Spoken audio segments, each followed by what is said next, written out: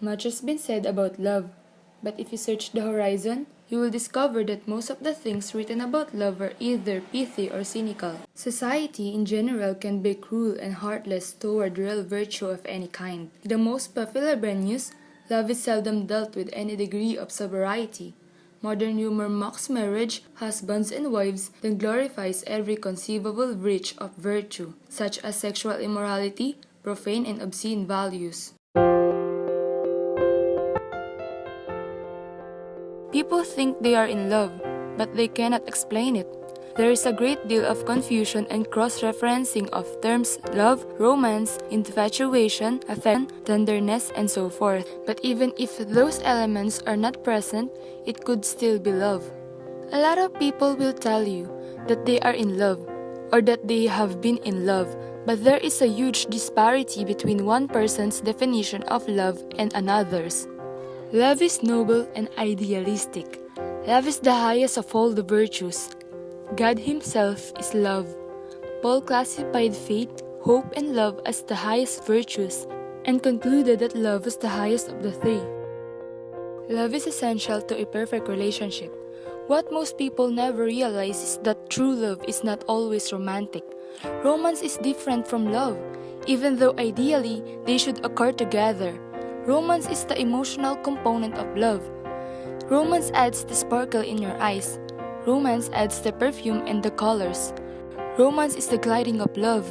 Romance sometimes becomes a means unto itself. It even becomes a cheap substitute for love at times.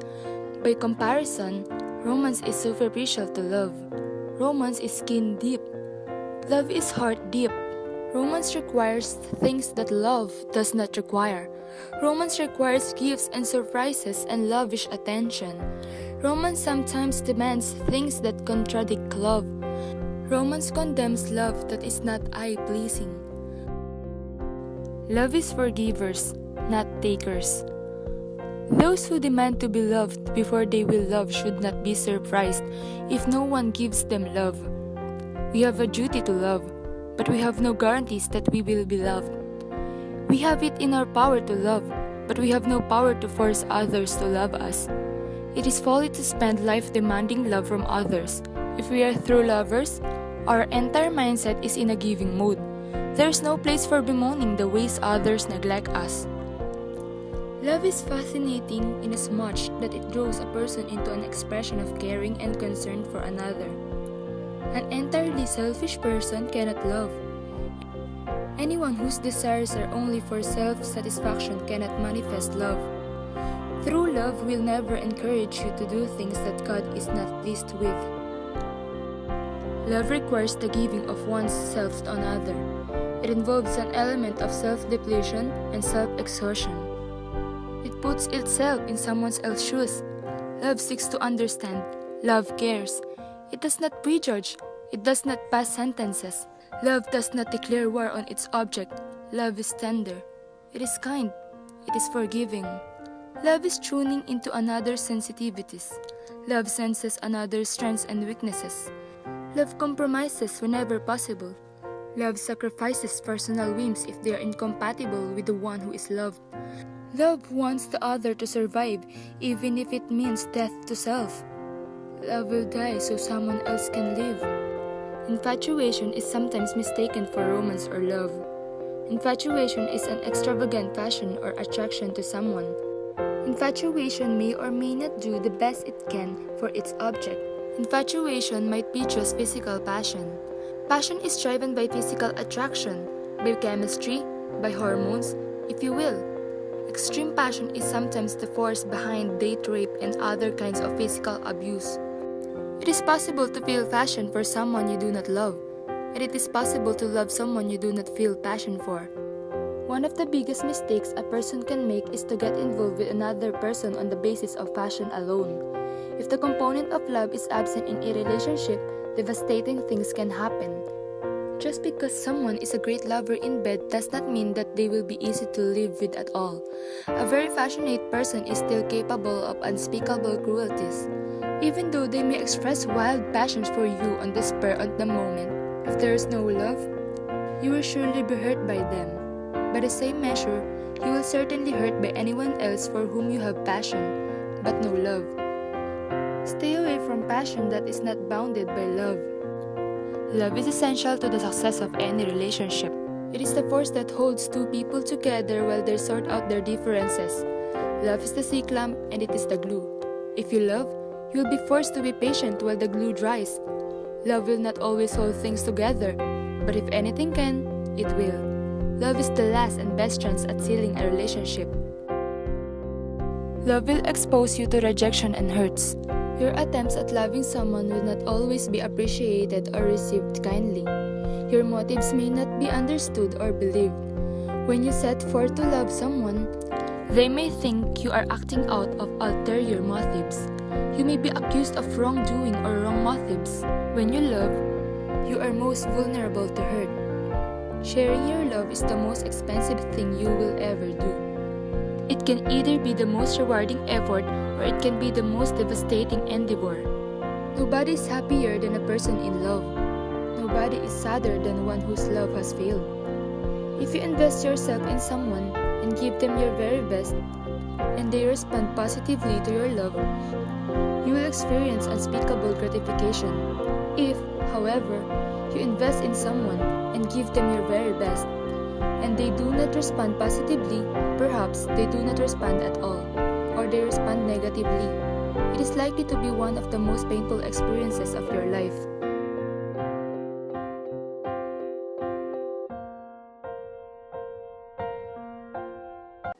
People who have failed at love often resist the notion of loving again. To the person who has been hurt, love is perceived as the source of their great pain. Rejection is a deadly monster that nobody wants to live with. Loving people sometimes become self-destructive when they feel their love is being spurned. But if you will be a real lover, you must confront the risk of rejection with the belief that love will not always fail. Love may fail with one person, but it will succeed with another. If the rejection is coming from a spouse, then there must be a strong belief that love is still the answer and that persistent love will eventually conquer all. When one person devotedly gives unselfishly to another, if that effort is genuine and well-intended, it is virtually impossible that there will not be a positive result. If you persistently contribute to a person's well-being, the likelihood is that they will eventually become accustomed, if not addicted, to your positive contribution to their lives. If the one who is loved finally recognizes that you are only good for him or her, you have accomplished the real purpose of love. Love is the prerequisite to endearment, build a bridge across great divides. Love is more powerful than any other force, because love stands for the best interest. Love will only do good, love will do no evil. Love is the most irresistible force known to humanity. Loving an adversary is like pouring fiery coals on their resistance. They must eventually respond in some way. Love does only good and thereby creates a debt of gratitude. If a person refuses your love, it may be that the reasons are irreparable. It may be that they have chosen the love of another over your love.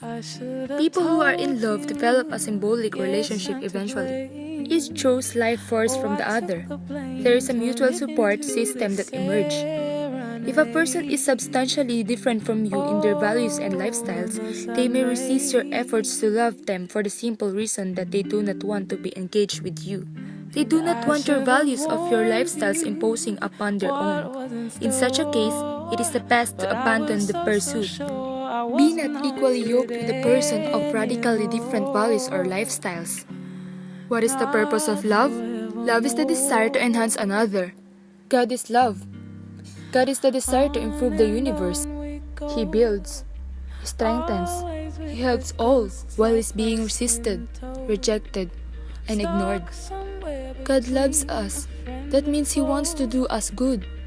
If we reject Him, it is because we do not want His ways or His lifestyles. It is because we have deluded ourselves into believing that our way is better than His way. Unfortunately, there is no way to prosper outside the blessing of God. To reject God's love is to reject life. If we do not handle love rightly, then everything else will be out of kilter.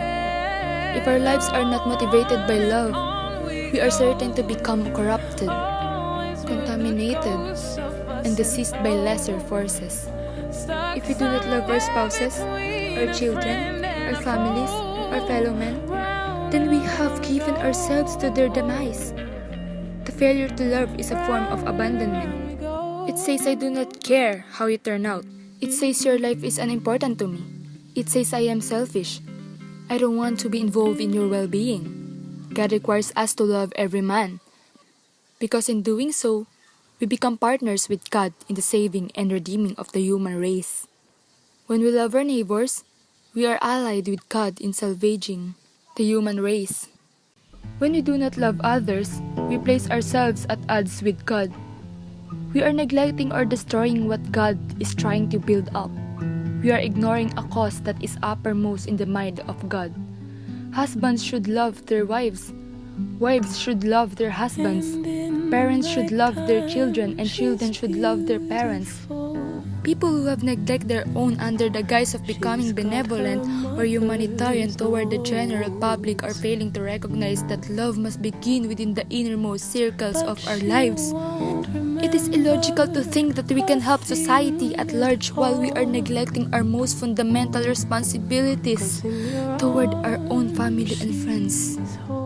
If the circle of love always began at home, the ripple effect would be enormous. Every loving couple is an inspiration to other couples within their circle of influence. Every dysfunctional couple is a detriment to their circle of influence.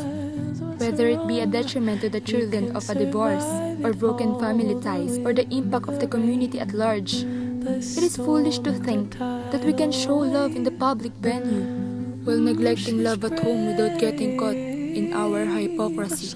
Everybody on your job may love your smiley face and your cheery ways, but if you are a monster at home, be sure your sins will find you out.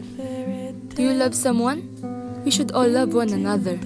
We love our families, our friends, our brothers and sisters in the church. How do we best love? Love begins to be expressed when it is formulated in the heart. Love begins with a thought. Love looks at the subject and creates an interest. Love looks at a person and says, I like that person, and I want to be good to him or her. Love cannot function in an environment of prejudice. You cannot love someone for whom you feel antipathy or aversion or repugnance. You cannot help someone you refuse to understand.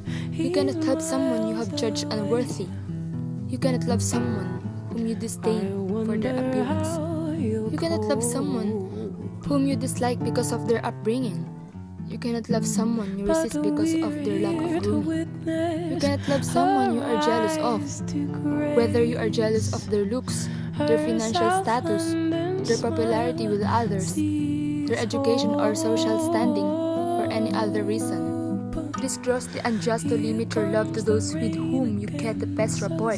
You must not limit yourself to loving only those you think like you, dress like you, act like you. You must love all people of all kinds, in spite of whatever distaste you may experience. What do you do when you love? When you love, when you care. You show you care. You think caring thoughts. You commit yourself to caring. You refuse to stop caring even if they don't care if you care. Love dwells where dislike would never go.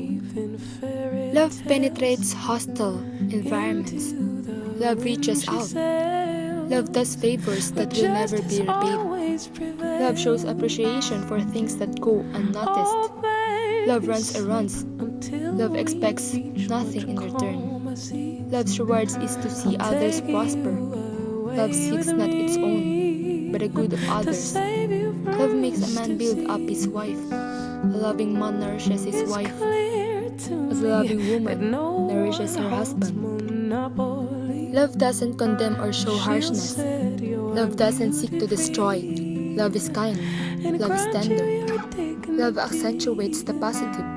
Love is not hate. Love does not hate. Love doesn't put a microscope on your faults.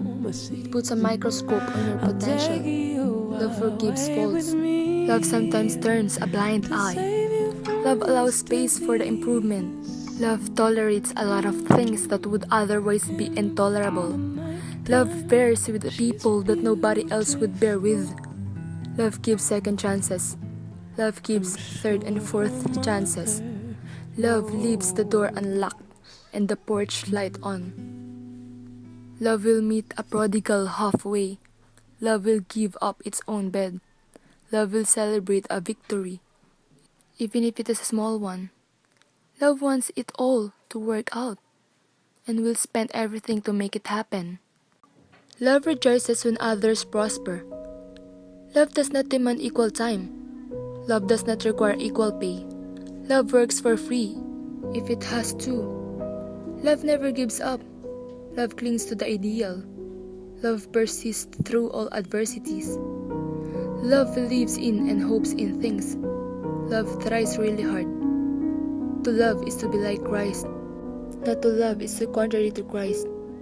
There is no greater love than to lay down your life for someone else. In your dying, they live. In your forfeiture, they win.